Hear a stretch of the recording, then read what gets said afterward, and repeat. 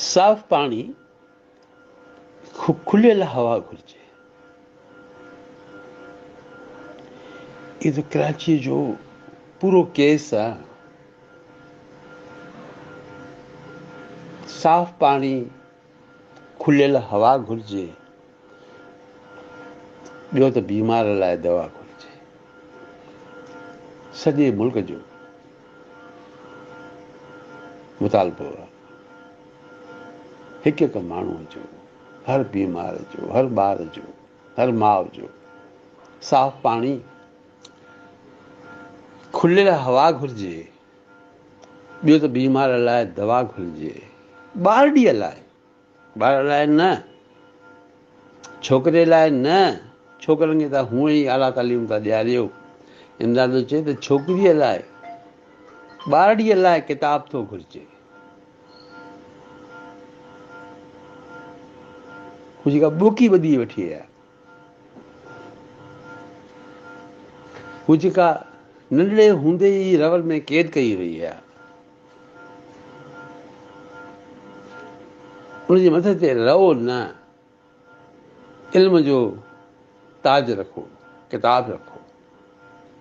ॿारड़ीअ लाइ किताब थो घुरिजे, हिकु नओं इनकलाब थो घुरिजे। मां फ़क़ति हिननि चइनि सचुनि ते हिकिड़ो पूरो वीडियो लॉग ठाहिण थो चाहियां। इहो हिकु शाइर जो हिकिड़ो इनकलाबी मंशूर आहे। बाक़ी हुनजी सॼी शाइरी हुनजी वज़ाहत आहे। ख़ूबसूरत दलीलनि जो हिकिड़ो दास्तान आहे इमदाद जी पूरी शाइरी। पर जेको हुनजो क्रैक्स आहे, जेको हुनजी सफ़ा जेका बॉटम लाइन आहे, इमदाद जी सॼी ज़िंदगीअ जे शाइरी, हुनजे ख़्यालनि ऐं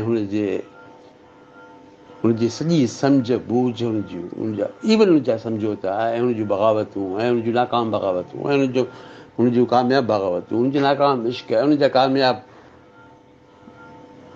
ख़ानदानी सिलसिला,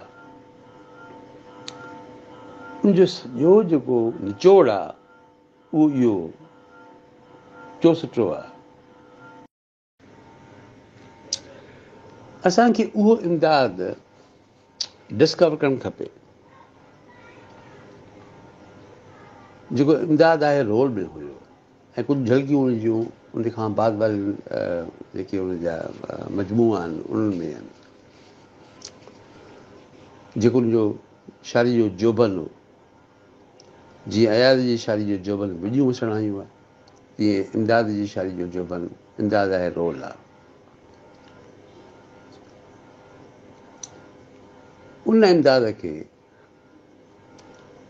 सिंध जे नौजवाननि ताईं पहुचाइणु, उनजे जोश, उनजे जज़्बे ऐं उनजे तख़लीक़ी हुस्न सां,